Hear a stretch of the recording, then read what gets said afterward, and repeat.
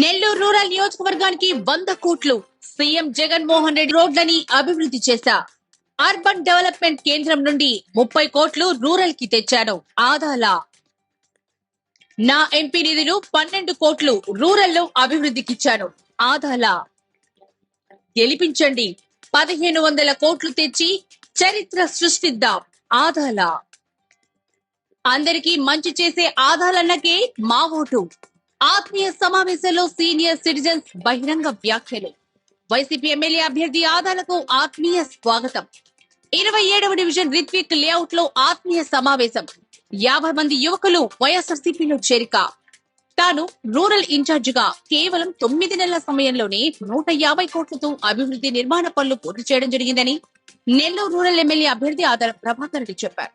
తాను ఎక్కడ పనిచేసినా కూడా ఆ ప్రాంతం అభివృద్ధిని మాత్రమే ఆకాంక్షిస్తారని, ఎటువంటి వివాదాలు, గొడవలు, ఇబ్బంది పెట్టడం అనే వాటిని ప్రోత్సహించలేదని వైసీపీ ఎమ్మెల్యే అభ్యర్థి ఆదాల అన్నారు.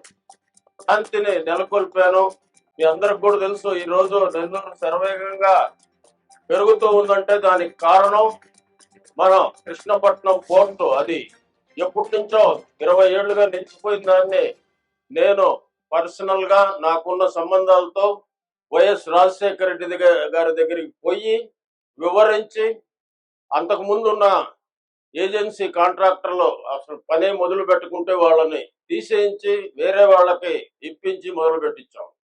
తర్వాత పవర్ ప్లాంట్స్ తీసుకొచ్చాం, ఆయిల్ ప్లాంట్స్ తీసుకొచ్చాం, ఇంకా అనేక ఇండస్ట్రీస్ తీసుకొచ్చాం. ఇన్ని తీసుకొచ్చినా అక్కడ ఒక చిన్న గొడవ కూడా జరగకుండా అక్కడ ఉండే రైతులకు న్యాయమైన కాంపెన్సేషన్ ఇప్పించాం. అక్కడ ఉన్న పేదవాళ్ళకి కాంపెన్సేషన్ ఇప్పించాం. ఇన్ని చేసినందువల్ల దగ్గర అక్కడ 30,000 మంది ఈ రోజు ఉద్యోగాలతో పనిచేస్తూ ఉన్నారు. నేను ఎక్కడున్నా కూడా రౌడీజాన్ని ప్రోత్సహించలేదు, గ్రామాల్లో తగువులు పెట్టలేదు.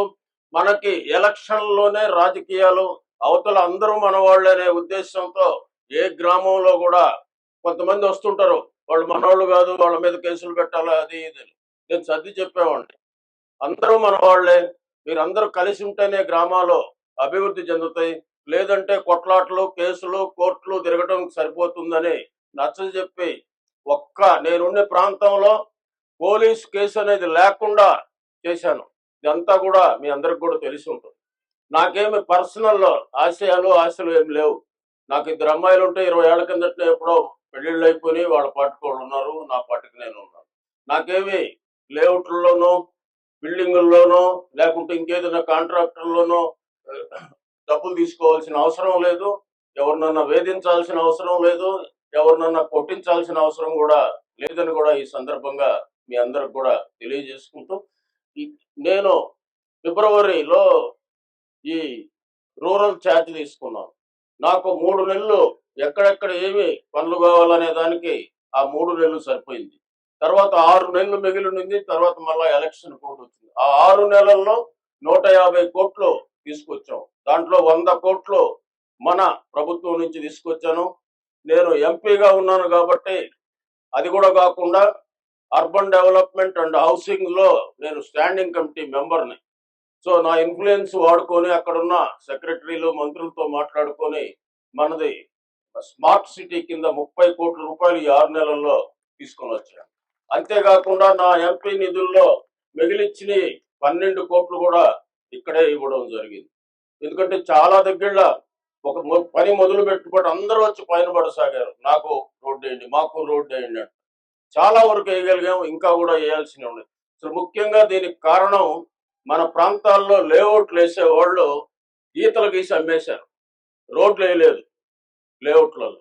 ఇప్పుడు మేము వచ్చిన తర్వాత స్ట్రిక్ట్ గా చెప్పాం, లేఅవుట్లు సిమెంట్ రోడ్లు కానీ లేకుండా ఉంటే ఆ లేఅవుట్లో ఇళ్లకు పర్మిషన్లు ఇవ్వద్దు, సేల్స్ కూడా ఆపేస్తామని కూడా చెప్పడం జరిగింది. ఇప్పుడు మీరు చూసుంటారు, ఎక్కడ చూసినా లేఅవుట్లలో సిమెంట్ రోడ్లు వేస్తూ ఉన్నారు. గతంలో ఆ పరిస్థితి లేదు. ఇట్లా ఈ విధంగా మనం చాలా వరకు అభివృద్ధి చేశాం. రాబోయే 5 సంవత్సరాల్లో ఇంకా కూడా మన రూరల్ ప్రాంతాన్ని అన్ని విధాలా కూడా అభివృద్ధి చేస్తామని కూడా ఈ సందర్భంగా తెలియజేసుకుంటూ, పేదవాళ్ళని ఆర్థికంగా ఆదుకోవాలి, వాళ్ళ పిల్లలు చదువుకునేదానికి మనం అన్ని వస్తువులు ఏర్పాటు చేయాలి, వాళ్ళ ఆరోగ్యానికి మనం అన్ని విధాలా కూడా సహకరించాల్సిన అవసరం. ఈ కార్యక్రమాలన్నీ కూడా జగన్మోహన్ రెడ్డి గారి ప్రభుత్వంలో జరుగుతున్నాయని కూడా మీ అందరికి కూడా తెలుసు.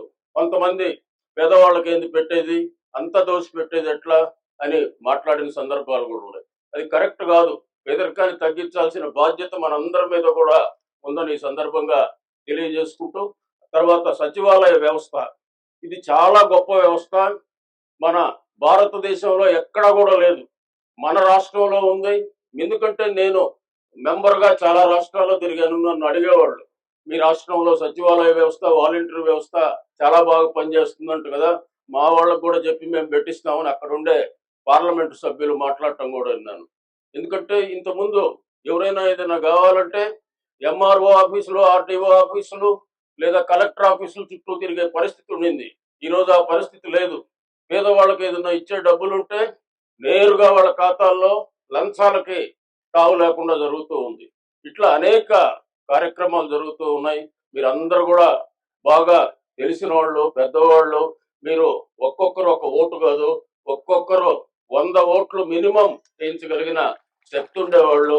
కాబట్టి మీరందరూ కూడా మన నెల్లూరు జిల్లాలో రౌడీజానికి తావు లేకుండా శాంతియుత వాతావరణం నెలకొల్పేదానికి, ఎందుకంటే ముఖ్యంగా మన నెల్లూరు ప్రజలు బయటపడరు, శాంతిని కోరుకుంటారు, గొడవలను కోరుకోరు. ఎన్నికల్లో వాళ్ళు చేయదలుచుకుంది చేస్తారు. కాబట్టి మీరందరూ నన్ను, జగన్మోహన్ రెడ్డి గారిని, విజయసాయి రెడ్డి గారిని మనస్ఫూర్తిగా ఆశీర్వదిస్తారని, ఆశీర్వదించాలని కోరుకుంటూ మీ అందరి వద్ద సెలవు తీసుకుంటున్నాం. జై హింద్.